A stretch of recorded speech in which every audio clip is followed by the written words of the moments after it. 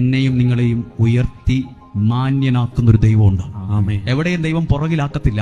ഇവിടെ ഇരിക്കുന്ന നമ്മളോട് ചിലരും പറയില്ല, നിങ്ങൾ എവിടെ പോവാണ്? പ്രാർത്ഥിക്കാനായി കുറെ ആയല്ലോ പോയിട്ട്, നിങ്ങൾ എപ്പം നോക്കിയാലും പ്രാർത്ഥനയാണല്ലോ, എന്നിട്ട് നിങ്ങൾക്ക് എന്ത് ഗുണമാ ഉണ്ടായത്? കൃത്യമായി എഴുതിയിട്ടുണ്ട്. യാബസ് നന്നായി പ്രാർത്ഥിക്കുന്ന ഒരാളായിരുന്നു. പ്രാർത്ഥിച്ച യാബസിനെ ദൈവം എല്ലാവരെക്കാളും ഉയർത്തി നിർത്തി. ഇന്നും അത് സംഭവിക്കുന്നുണ്ട്. എന്റെയും അനുഭവമാണത്. പ്രാർത്ഥിച്ചതിന്റെ പേരിൽ പലരും കളിയാക്കിയിട്ടുണ്ട്. ഇങ്ങനെ ഹല്ലേലൂയ പറയുന്നതിന്റെ പേരിൽ പലരും വിമർശിച്ചിട്ടുണ്ട്. നിനക്ക് എന്തോ കുഴപ്പമുണ്ടെന്ന് പറഞ്ഞവരുണ്ട്. എന്നെ ഇന്ന് നിങ്ങളുടെ മുമ്പിൽ നിർത്തിയത് ഈ പ്രാർത്ഥനയാണ്, ഈ ആരാധനയാണ്, ഈ ദൈവത്തിന്റെ വചനമാണ്. ഇവിടെ ഇരിക്കുന്ന നിങ്ങൾ ആരെങ്കിലും അസ്വസ്ഥതയോടെ ഇരിക്കുന്നുണ്ടെങ്കിൽ ഓർത്തോ, പ്രാർത്ഥിക്കുന്നവന്റെ അവസ്ഥയെ ദൈവം ഇന്നല്ലെങ്കിൽ നാളെ മാറ്റിയിരിക്കും. അവനെ ദൈവം ഉയർത്തിയിരിക്കും. ദൈവം ഉയർത്തും. അതുകൊണ്ടല്ലേ ഞാൻ ഇവിടെ നിൽക്കുന്നത്. അല്ല, ഞാൻ ഇവിടെ നിൽക്കുവോ? എന്നെ എന്തിനു കൊള്ളാം? എന്തിന്?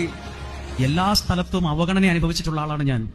എല്ലാ സ്ഥലത്തും, പല സ്ഥലങ്ങളിലും ഒറ്റപ്പെട്ടു പോയിട്ടുണ്ട്. പല സ്ഥലത്തും വേദനിച്ച് കരഞ്ഞിട്ടുണ്ട് ഒറ്റയ്ക്കിരുന്ന്. പക്ഷെ എനിക്കിവിടെ നിൽക്കാൻ കഴിയും. എനിക്ക് ഈ വചനം നല്ല വിശ്വാസം. പ്രാർത്ഥിക്കുന്നവനെ ഉയർത്തുന്ന ദൈവമുണ്ട്. ഹല്ലേലൂയ. ഒരിക്കലും നിങ്ങൾ പറയത്തില്ല ഈ പ്രാർത്ഥിച്ചതൊക്കെ വെറുതെയായി.